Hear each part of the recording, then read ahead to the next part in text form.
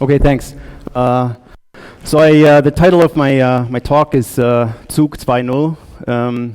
That means Train 2.0. When I first saw the first opening presentation today, I realized that I probably needed to change this to 4.0 or maybe 5.0. I don't know. Anyway, the title of this talk is basically Interaktives Mitfahren, or how I learned to stop working on. The idea basically is what's the future of train travel and how are trains and passengers going to interact in the future. The talk was originally done as a brainstorming session at the bar camp Rhein-Main a few weeks ago. I presented a few ideas about what we're doing at SharpMind. That's my company. We do software development, primarily mobile and primarily with navigation systems. We were with Deutsche Bahn since about 2009 on various projects. We're doing a lot more with in-train sensors. So we're thinking about how all this works and what happens in the future. So more and more you're going to be seeing this kind of stuff in trains, right? So your sort of typical S-Bahn or regional Bahn has no is inside it at the moment, but modern trains in the next several years, you're going to see modern trains being refitted, and modern trains being fitted with all kinds of additional displays and sensors. You'll see this in Frankfurt in the area now. So the new S1, S2, S7, 8, and 9 all have been refitted and now have a lot more displays, audio information, and in the future you'll see this all over the place. They kind of look like this. Sometimes they look like this. This system, by the way, is not from us. Okay, so we've been involved in building something for the Deutsche Bahn that's installed right now in some trains that are running in the Magdeburg area. This system is actually from us. What you'll see are some typical displays. This shows it's all real-time data. It shows, next stops, and if there are delays, then this information is also displayed, right? It'll show connection information, right? It's also dynamic, up to date, real time, showing connections. Trains late, or the connecting trains are late, or they've moved to a different track, or whatever. You'll see this kind of information in your train, right? So these systems also display infotainment. That's pictures, videos, advertising, and they talk.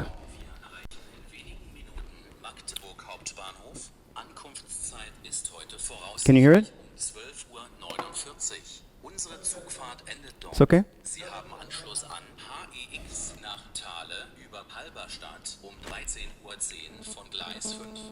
Sowie an HEX nach Fienenburg über Halberstadt 13:10 von Gleis 5a und an HEX nach Oschersleben über Magdeburg 13:24 anyway. von Gleis 4. Vielen Dank für Ihre Reise mit der NW Regio Südwest. Auf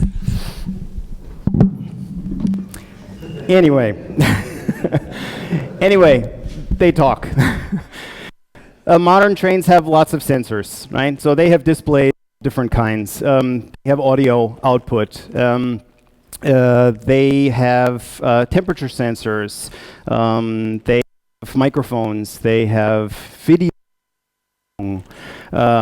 They have surveillance systems. The idea is that they have temperature sensors, climate, have in-seat sensors, for example, to determine whether somebody is sitting in a seat or not, right? You can imagine all kinds of things, right? Maybe we switch to the other microphone here. I see you're not getting anything. Because sometimes it's dropping. So maybe you can just turn it off, and we give you this microphone. No problem. Sorry for the interruption. Just turn it off, and yeah. Thank you. And you're good to go. So now my hands are full, right? Okay, so sometimes the displays look like this. Sometimes the displays look like this. Right. So you have increasingly, you see more and more information in the train. And up until now, the situation is such that the information flow is only one directional, right? The train tells you stuff, but you really don't have any way of telling the train anything, right? What we've got, or what we can envision, is something that looks like this. Please pardon my kindergarten PowerPoint or Keynote skills here. But the idea is you've got a number of people sitting in the train that have smartphones or some other kind of devices, wearables, tablets, whatever, with which they can communicate with the train. And you've got the train itself, which has got output mechanisms, display, input mechanisms, and it's connected to the internet, even though you may not be. The idea is, what can we do to create an interactive opportunity, right? How can passengers interact with the onboard electronics, with the onboard computers, and in an interactive way, right? And we've come up with a few ideas, and like I said, at the bar camp, we sort of did a brainstorming session to see if we could generate some additional ideas. So I'll show you a few of the ideas that we've got that we're working on. So one is interactive maps. You've seen this kind of thing certainly when you take long distance train travel, or long distance plane travel. You're flying over the ocean or whatever, and you see these totally cool interactive zooming maps that show you where you are and where you were and where you're going to be, and show you airspeed, ground speed, temperature, and estimated time of arrival, this sort of thing. Right? So you can imagine something like this in the train as well. Here's another idea that we had. It's a Twitter wall. So think of it this way. What you have when you're sitting in a train is basically what I would call micro-social networking. Right? You're sitting in a train with maybe a few dozen or a few hundred people, and you and they constitute a small temporary social network. So the idea is you're all in the same piece of iron, moving at the same speed, headed for the same direction, more or less. Right? And there are things that you share. Right? You share the same air. You share the same smells, you share the same maybe thoughts, you look out the window and you see the same and you see the same things. So you have, for a short period of time, a small social network that you could utilize. One of the ideas that we had, and one of the things that we're prototyping right now, is basically building a Twitter wall into the system. Each train has a unique ID and it gets a unique hashtag, and people can sit there and tweet and hashtag the train. So maybe you've seen these kind of question-answer games if you're in the U-Bahn here in Frankfurt. You're standing on the platform waiting for your train, and you've got nothing to do, and you're bored, and they're showing you advertising, and sometimes you don't want to buy something. So every now and then, to keep you awake and from falling onto the tracks, they show you these question answer. It shows you a question, it gives you 4 answers, and it counts down maybe 10 or 15 seconds, and then it shows you the correct answer. And you're standing on the platform, and you read the question, and you read the answers, and you know that it's C, right? You know that. But there's no way that you can go to the screen and push the button, right? You can't tell somebody you know the answer.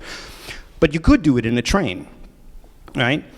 If we show you the same question and the same set of answers and count down, and you've got a smartphone or a tablet or something, and that's also hooked to the train, where you show the questions and the answer. You can push the button, right? And then when the time has expired, the system can show you the right answer, and can also show you that 15 people in the train submitted answers, and 10 of them were correct, and the other 5 need to go back to school, right? This is another idea we had.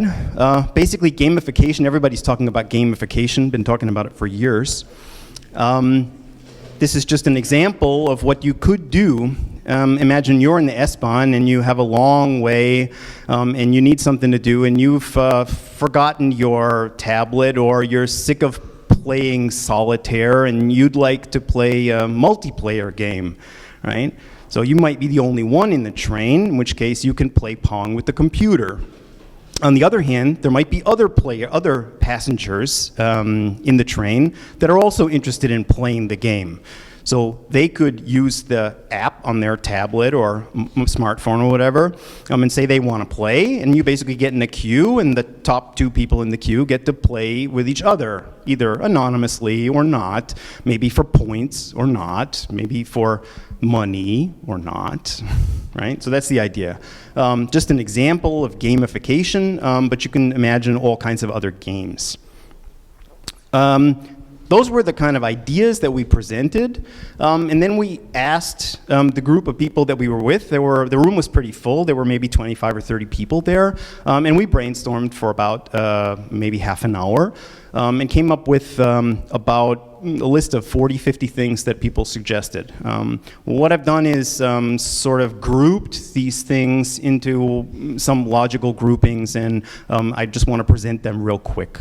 Maybe if we have a few minutes at the end of this, we can also do a little brainstorming here. I'm definitely interested in your feedback. So I mentioned microsocial networking. So these were some things that were mentioned. Group chat, you could talk to each other. All kinds of dating and related things. People talked about social seating. For example, if I know I'm going to ride the train and I'm interested in, and I'm going to be in the train for a while, and I'm interested in certain topics, it would be nice to sit next to somebody who's interested in similar topics, so we can have something to talk about while we're going wherever it is we're going. Or maybe I'm going to a conference or a convention or some other kind of a thing, and it'd be nice to sit next to somebody who's also going to that thing, right? So this would be a way where basically beforehand you indicate your interests and you get matched with a seat reservation system that matches people based on their interests, right? Another idea was some music sharing, right? So you're sitting in the train with a whole bunch of other people who all have headphones on, or all listening to their music. And maybe you'd be interested in their music and they'd be interested in yours. There might be a way to basically do music sharing or file sharing within the small micro community that you've built. Somebody also suggested social radio. Basically, you know, I have a playlist and I can just basically broadcast my playlist to the people that are interested, and they can subscribe or not. So we talked a little bit about gaming. Just here's some other points about gaming. Single, like I say, I mentioned single multiplayer gaming. There's, you can imagine all kinds of games, you know, action games, trivia games, puzzles, betting. I think gambling is very interesting, especially when you're bored, right? And there's opportunities for high scores, and I think that also opens a lot of other opportunities. The system can post on Facebook or post on Twitter or whatever if you win something or if you're good at something, and you can always tell people that they should ride a certain train because they can play against you. You know, you're the high scorer on the, you know, whatever it is, U4 or S5, you know. There's a lot of enhanced information that can be provided also in both directions. So we talked about maps a little bit. One of the things that people said is those audio announcements that they play, often the audio is too soft, or the guy speaks in a language I don't understand, or there were too many noisy people, so I couldn't really understand what he was saying, or I didn't realize that I was supposed to be listening because I had my headphones on or whatever. It'd be nice after an audio announcement is played that I also get a text version of that audio announcement on my phone or on my tablet, and maybe I can have it translated into my language, right? Another thing that we talked about is SIV-Skizzen. This is basically when, so Schienenersatzverkehr. This is basically if there's construction on the line and your train is being interrupted, and the Bahn provides you with a bus to go from one place to another to bridge the gap. Often you need to know where to get the bus. It would be nice to be able to see that, to maybe download a map, make it interactive, help you when you leave the train to go find where your continuing transportation is. A lot of people suggested online magazines. Basically, the Bahn provides a magazine which is in paper form, but it might be nice to be able to take it with you. And one suggestion which I thought was also quite interesting is a lot of people want to see what the driver sees, right? They want a camera view out the front window of the train. Right? So again, it's a brainstorming session, so we really didn't get into whether these things are legal or not and what the other ramifications are. It's just a matter of looking at what you can do with technology. Then there's a group of things that I call, that I put into this comfort category. Things like seating availability. A lot of people find this an issue. They stand on the platform, they don't know which train cars have available seats. They'd like to be able to stand on the platform in a place where they can get a seat. Often a lot of people make last-minute reservations. It'd be nice to be able to make a reservation where you can actually get into the train. Maybe you want to know ahead of time if there's a large group of noisy children or soccer hooligans or whatever. You want to probably avoid that car and go sit somewhere else. Then when we talked about passengers providing feedback to the train, a lot of people complain about the air conditioning doesn't work, it's too cold in here, it's too hot in here, the air stinks, there's something wrong with the train. These kinds of things, it would be nice to be able to communicate directly back to the train itself. It's possible that the train can control these things, or that there's someone on the train who can control these things.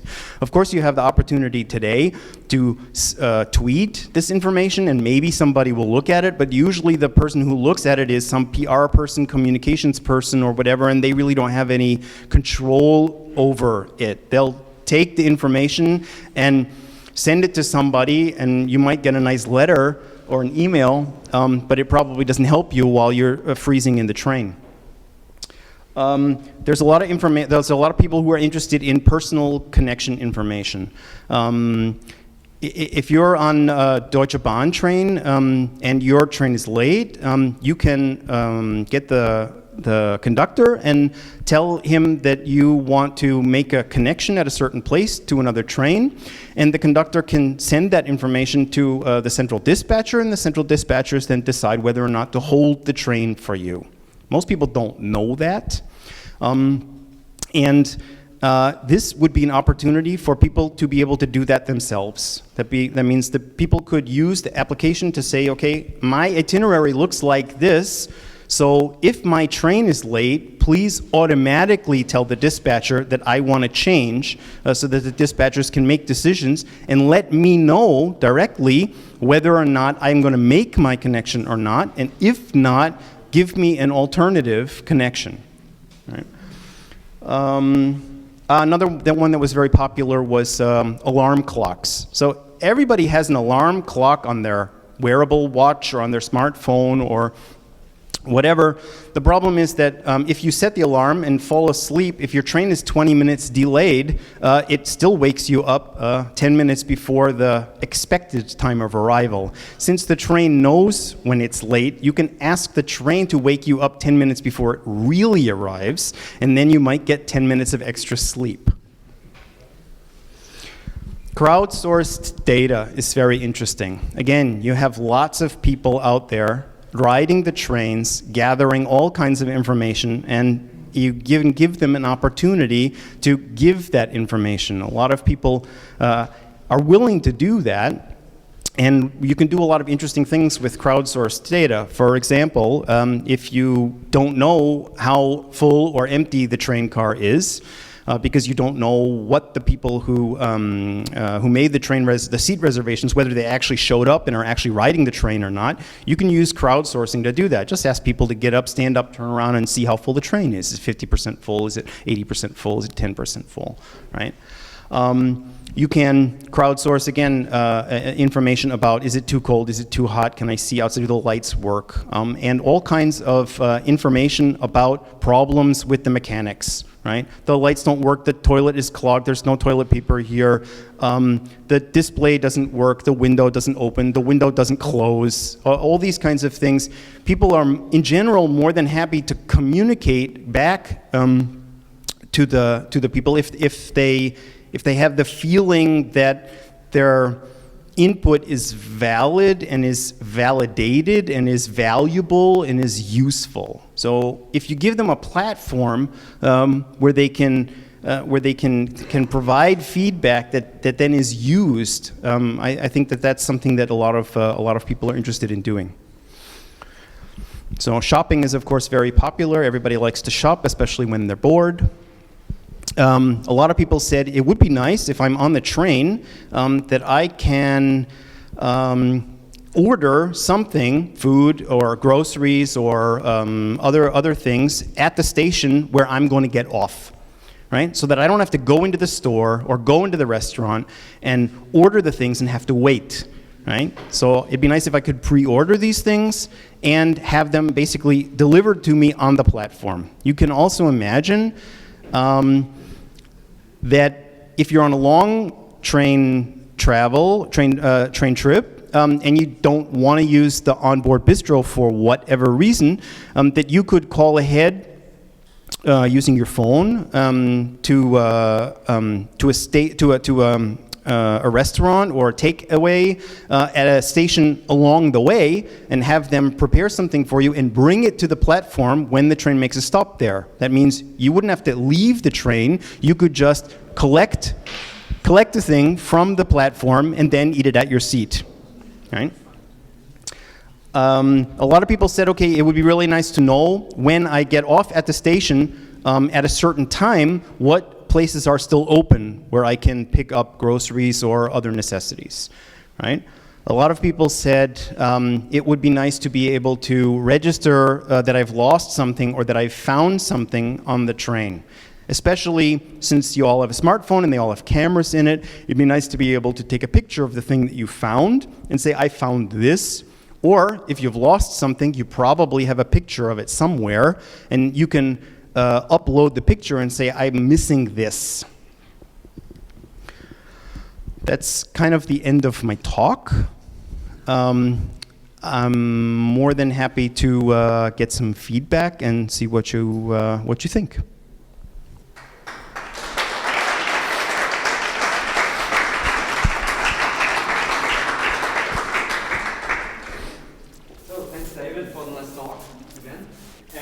I think there will be a lot of questions right now about Train 2.0. Ideas, yes? So, so let's start. Let's begin. It should be. If the internet it's live. Okay. So you can tweet. Yeah, you should be able to. Like I say, it's all theory, and these things never work when they're supposed to. But yeah, it should work. Anyway. Okay, any questions?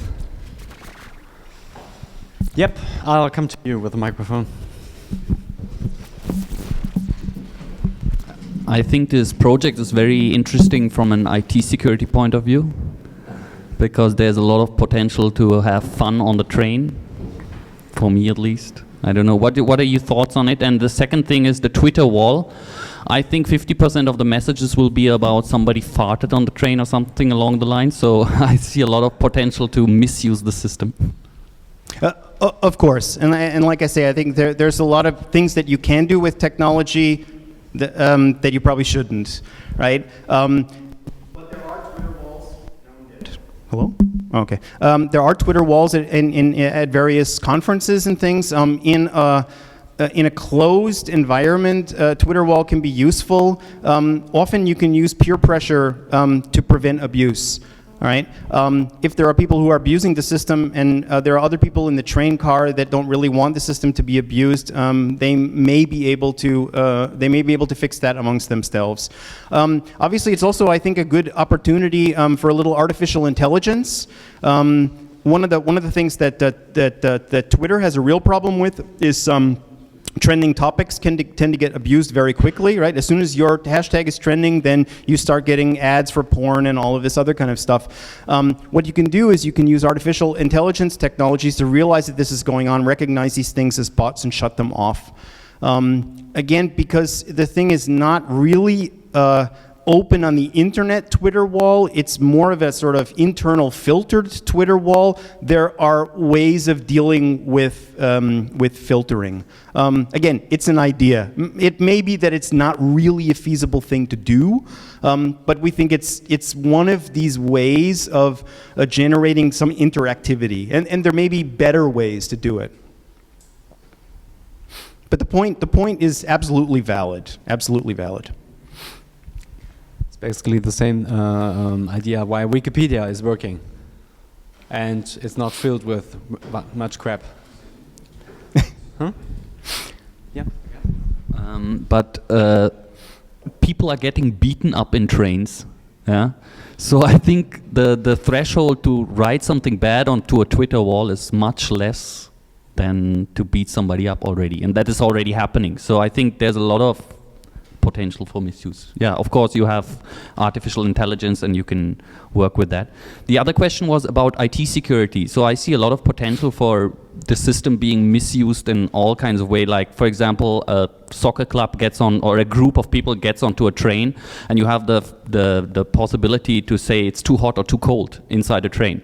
So again, there would be a possibility to misuse that if everybody presses now it's too cold in the train and it's summer or something like that, and it will get really warm inside the train. So. Sure. I mean, the train itself has sensors as well, right? So the it's too cold, it's too hot would also have to be validated or filtered by onboard train sensors. It's also possible that the I'm too cold, I'm too hot just gets collected and shown to a person who then can decide whether or not they want to do something about it, right? I think there are ways of dealing with the problems. Because you can abuse technology doesn't mean that you shouldn't try it, right? I think a lot of these things, what we'd like to do is, and what we're doing right now, is building prototypes and pilots to try some of these things and see what the feedback is, and see how well they're used, and how they're abused, and if they're abused, and what the feedback and reaction to it is. I think your statement, people get beat up in trains, that's also correct. That's one of the reasons there are surveillance cameras in trains. That's supposed to prevent that, or at least reduce the incidence of these kinds of activities. It's something that's currently in flux and in further development, and I think it's a very interesting thing to watch. Right? There are certainly a lot of interesting opportunities. Some of them are good things, and some of them are probably really nasty. It makes it fun to be involved. Right. Anybody else? Anybody else? I can pass the microphone. Feedback? Questions? Ideas? Tips? I have a suggestion. Wait a minute. I think there's something that happens to everyone in Germany. It would be really nice if you could, develop some kind of a technology, like say someone's traveling by a train, and if the train is kind of late and there's a connecting train that they need to catch, if there's a lot of people who need to catch the train, they could push a button, or they could send a message, or some kind of event which could trigger a response with the people in the other train, and they could actually, hold the train for some time. Mm-hmm. Yep. That would be really nice. This has happened to us like several times, and it would be a really nice improvement with the trains. Yep. So basically, the opportunity to automatically send messages to the dispatchers about connecting passengers. Yeah, that's something that we've got in the works. You might want to turn on your laptop again. Your screen went off. Yeah. Personally, I think I want to see the Wer wird Millionär feature. the Rabbit Millionaire feature is like, okay, you won €1 million, yay! And there is confetti flying from the train, and you actually won €1 million. That would be awesome. You could cooperate with Rabbit Millionaire or something. Yeah. Yeah. So, any more questions? Actually, I've got one question again from myself, which is, for example, for Pong, you obviously would need kind of reduced latency to play Pong, because if it lags, you don't want to play any real-time game. So how do you ensure, so it's connected over the internet, right? So again, the connection between the passengers' devices and the system, we have a couple of ideas. One idea is over the internet, but a lot of times the internet in the train is spotty for the passengers. So it's certainly possible to use direct Wi-Fi connection, right, from the passengers' devices to the device in the train, or using Bluetooth or something like this. That's really cool. That's really cool. Yes. Perhaps an idea. I think the train needs a big, some sort of progress bar. So some kind of waiting time, showing the time to arrive.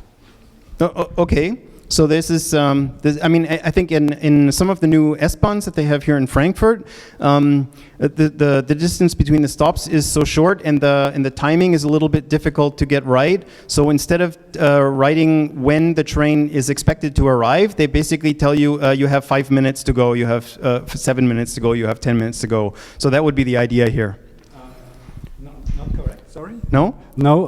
For the progress bar, not the minutes. So you have to spend some show or something like this. It's a sort of progress bar, not a progress bar in minutes. Okay. So you'd want some kind of animation. Yeah, of course. Okay. All right. So this could be like cartoon characters or yeah. Okay. Cool. Good idea. So again, next idea or question. And of course, afterwards, I don't know if you want to come and join us with a drink or just keep going on with the discussion here. Yeah, I think you can ask them later on if you want to have a private conversation about erotic content on the train or something, maybe. Let's see about this. Okay. Thanks very much. Then, thanks to you. And of course, we don't have to forget this little guy here for you too.